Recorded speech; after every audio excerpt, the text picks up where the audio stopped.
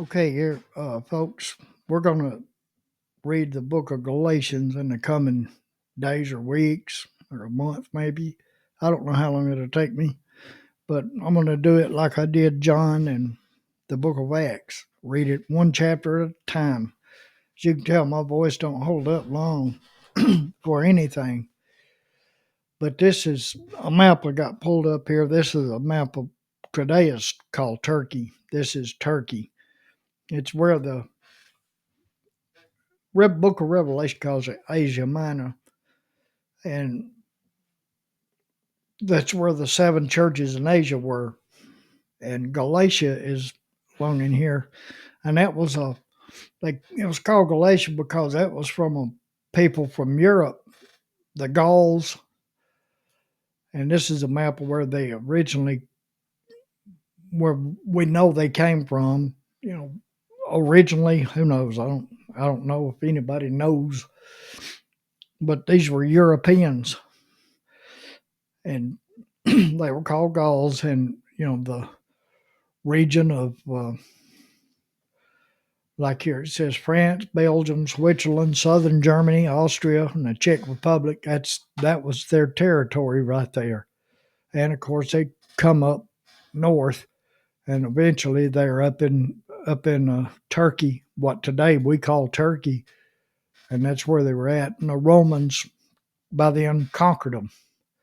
They were a conquered people, which it came back later to bite the Romans, but at that time of the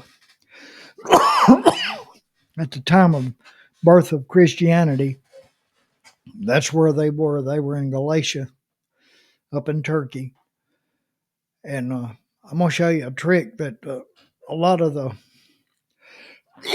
excuse me, a lot of the Greek scholars on the internet use. Now, I ain't talking about all of you. I'm not talking about all of you. There's a few of y'all I know you studied Greek, took Greek, but there's a few of you I know you're fakes, and you know as much Greek as I do. But here's how they learn how to pronounce Greek and Latin words. Gamma Alpha Lambda Tau Alpha Iota Galatai were a group of Celtic. So they learned they use read aloud. Right click, and there's a read aloud right there, and then the stop, pause, and the play button pops up, and that's how a lot of people pretend they can understand Greek or can speak in Greek. No, they memorize how this read aloud pronounces. You can usually tell, folks, who's the real deal and who's faking it. But I'm not smart enough to fake it. I have to put it out there up front. And this information I got from Wikipedia, and with my accent, my southern brogue, and my rough voice, I'm gonna let read aloud do this for me. What I got from Wikipedia, and then I got some information more along the lines of what it means to the Bible from a website called Got Questions. If you got a question, you can type it in and they will have an answer.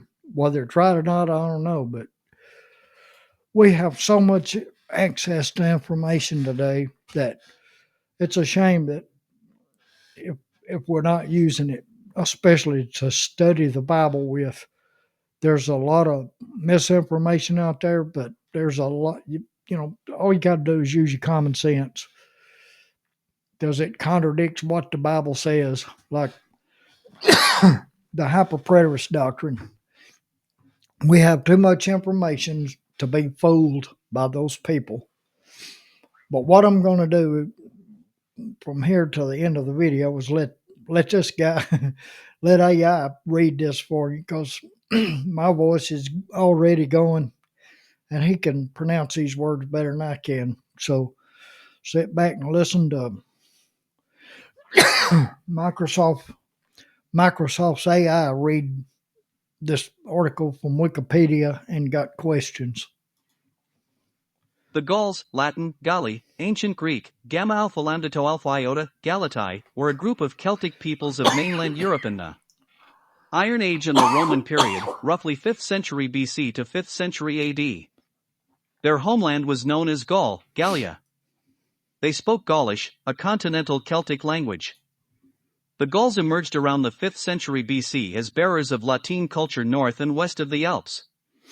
By the 4th century BC, they were spread over much of what is now France, Belgium, Switzerland, southern Germany, Austria, and the Czech Republic, by virtue of controlling the trade routes along the river systems of the Rhone, Seine, Rhine, and Danube. They reached the peak of their power in the 3rd century BC. During the 4th and 3rd centuries BC, the Gauls expanded into northern Italy, Cisalpine Gaul, leading to the Roman-Gallic Wars, and into the Balkans, leading to war with the Greeks. These latter Gauls eventually settled in Anatolia, contemporary Turkey, becoming known as Galatians. 1. After the end of the First Punic War, the rising Roman Republic increasingly put pressure on the Gallic sphere of influence. The Battle of Telamon, 225 BC, heralded a gradual decline of Gallic power during the 2nd century BC. The Romans eventually conquered Gaul in the Gallic Wars, 58 to 50 BC, making it a Roman province, which brought about the hybrid Gallo-Roman culture. The Gauls were made up of many tribes, tutas, many of whom built large fortified settlements called oppida, such as Bibracte, and minted their own coins. Gaul was never united under a single ruler or government, but the Gallic tribes were capable of uniting their armies in large-scale military operations, such as those led by Brennus and Vercingetorix. They followed an ancient Celtic religion overseen by Druids. The Gauls produced the Coligny calendar. From the Got Questions website. Galatia was a region in Central Asia Minor, located in the highlands of Anatolia, now known as Central Turkey. Paul and Barnabas passed through this area on the first missionary journey, establishing several churches there. Timothy was from the area of Derbe and Lystra in Galatia. Galatia has a long history. In the 3rd century BC, the area was invaded by Gallic Celts, and that is what gave the area its name. Galatia means land of the Gauls. Rome conquered Galatia in 189 BC and made it a province in 25 BC. The name Galatia first appears in the New Testament in Acts 16 verse 6 as a region where Paul had preached the gospel. In the New Testament, Galatian believers are often grouped with those in neighboring provinces. Peter wrote to God's elect, exiles scattered throughout the provinces of Pontus, Galatia, Cappadocia, Asia, and Bithynia, 1 Peter 1 verse 1. Luke coupled Galatia with Phrygia in Acts 16 verse 6 and 18:23. When Paul addressed his letter to the Galatians, he wrote to the churches in Galatia, rather than to a single church as he usually did with other letters, Galatians 1 verses 1 to 2. Scholars believe that Galatians was most likely the first book of the New Testament to be written, around AD 49. Paul had founded this church and was concerned because the new Galatian believers were being influenced by the Judaizers, Jews who taught that salvation required keeping the Mosaic law, specifically circumcision, as well as believing in Jesus, Galatians 2 verse 14.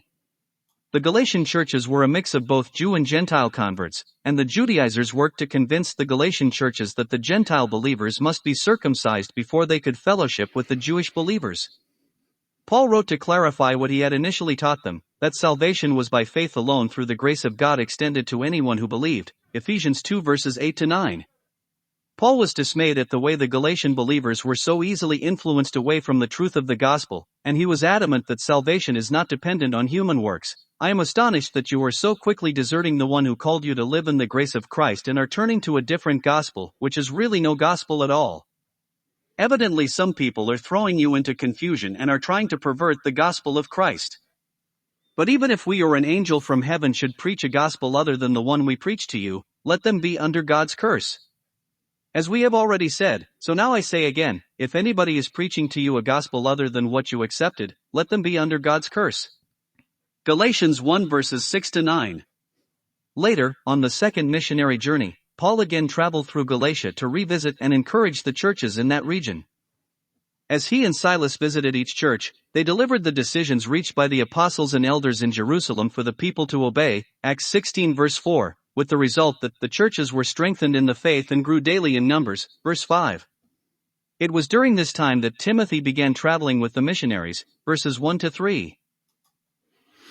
Well, okay. Thank you so much, Mr. AI. I couldn't read. I wouldn't have been able to read all that without coughing my head off. Well, folks, the book of Galatians, it is a very important book, especially when you come across these hyper preterists, full preterists, covenant eschatologists, whatever they want to call themselves.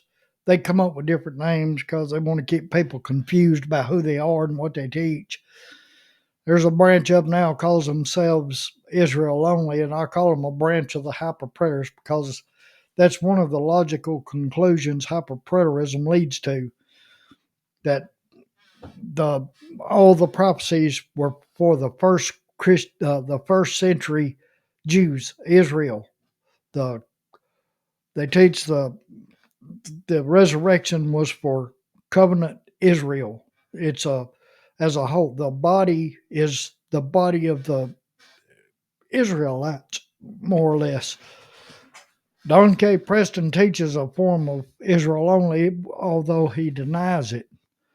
But they claim the Matthew 28, the Great Commission, Matthew 28:18 through 20, that was fulfilled in the first century. Their doctrine leads people away from, well, there's no hope left. Revelation 20 through 22 has been fulfilled completely. That leaves no room, for, no reason, no cause for the church anymore.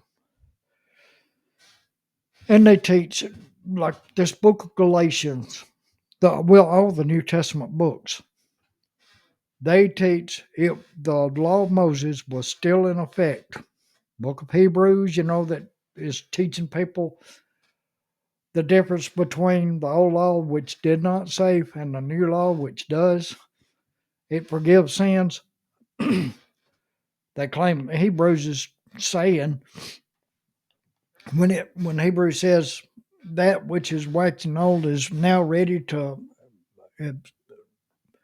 which has become obsolete is now ready to vanish away. They said, well, see, it hadn't vanished away yet. Look, folks, just because people were still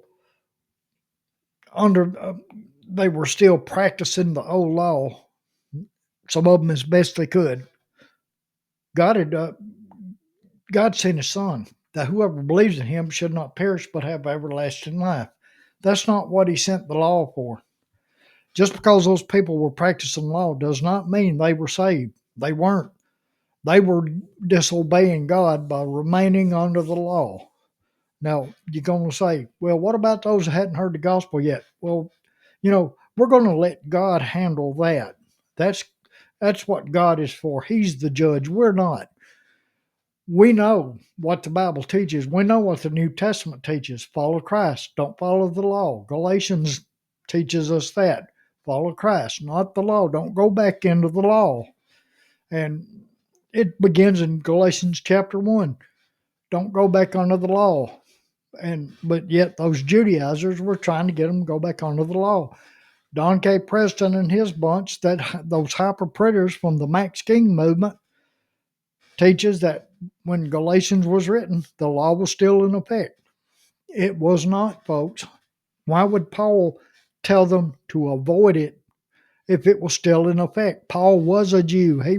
He came from the tribe of Benjamin, and he converted to Christ. He followed Christ. He taught the gospel to the Gentiles. He didn't teach them the law plus the gospel. And excuse me, but there's one verse or a couple of verses. Always keep in mind. I always keep this one, Romans 1:16. Romans 1:16 and 17. When anybody's trying to confuse you about, well, when did the law go away? When did it disappear? Well, when Paul wrote Romans, well, you can see it in Galatians too, but look at this verse right here. He wrote this to the letter to Rome, where there were Christian and Jew. There was Gentile and Jew Christians. This letter was to both sides, both of them. All are one in Christ. That either means what it says or it don't. But Romans 1:16 tells us what saves, what is in effect now. Paul says, I am not ashamed of the gospel of Christ, for it is the power of God to salvation for everyone who believes, for the Jew first, and also the Greek, for the Greek. For in it the righteousness of God is revealed from faith to faith, as it is written, the just shall live by faith. For it is the power of God to save. What is it? The gospel of Christ. Not the gospel of Christ plus a little bit of the old law, the gospel of Christ plus circumcision. No, the gospel of Christ. For the Jew first, then the Greek, everyone. It went to the Jew first. We know that. Paul was a Jew. Until Paul went on his missionary journeys, a lot of the Gentiles had never heard such a thing. It went to the Jews first. It went to Paul first as a Jew. Then he went to the Gentiles, preaching the gospel, not preaching the law and the gospel. The hyper-preterists will tell you, no, the law was still in effect. No, it wasn't, folks. That's a deadly doctrine they're teaching. And some of them, they use their fake scholarship and their fake doctorates to try to pull the wool over your eyes. But, most of us people, most of my friends, most of my acquaintances, we're not easily fooled. We done lived too long to be hoodwinked so easy. I did a video the other day on Jack Van Impe claiming to be that God told him he was the final prophet before Christ returns. Him, not Christ, not John the Baptist, who tells us the prophets were until John, of the old law. The prophets were until John. Well, Jack Van Impe was the last prophet, of the new law of the gospel. Jack Van Impe claims he was the last prophet. He's been dead now since 2020. And, other people are still out there preaching the gospel and saying there's coming a day when Christ will come. The hyper-preterists are not. They say he's already come. But anyway, that's, the book of Galatians is so clear, and I don't know how they get it so confused. But like I said, they want to claim that they know the Greek better than the Greeks, and they can twist Galatians and Colossians, like your Colossians 2:14, having wiped out the handwriting of requirements that was against us, which was contrary to us, and he has taken out of the way, having nailed it to the cross. What is that they wiped out? The law. And you being dead in your trespasses and in the uncircumcision of your flesh, he has made alive together with him, having forgiven you all trespasses. Don K. Preston is quick to claim, not one jot or tittle of the law will pass away till all is fulfilled. Well, uncircumcision, this of the flesh, that had passed away because Paul's telling them is that Colossae, the law don't save you. The gospel does. The circumcision of the flesh means nothing. That's a big jot and tittle of the law. We're made alive together with him, having forgiven all trespasses. He wiped out the handwriting of requirements that was against us, which was contrary to us, and he has taken it out of the way, having nailed it to the cross.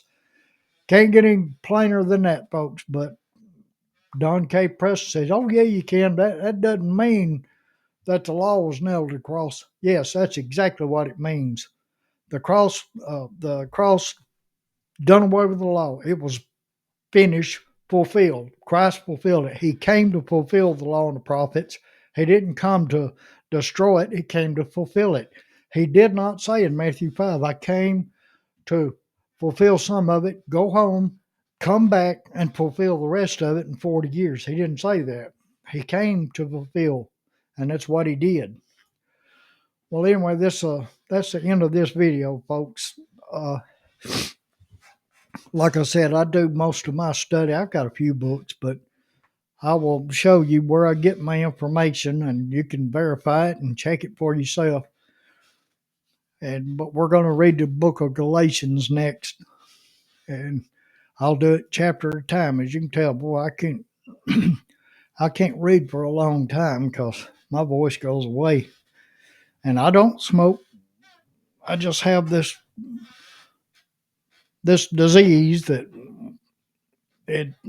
my lungs are fine, the doctors tell me, and all that. It's just leukemia and my treatments and all that. And that's why I can't last long. But anyway, I thank you for listening, and I may do the first I may read the first chapter tonight. But anyway, thank you for listening, and we'll get started shortly.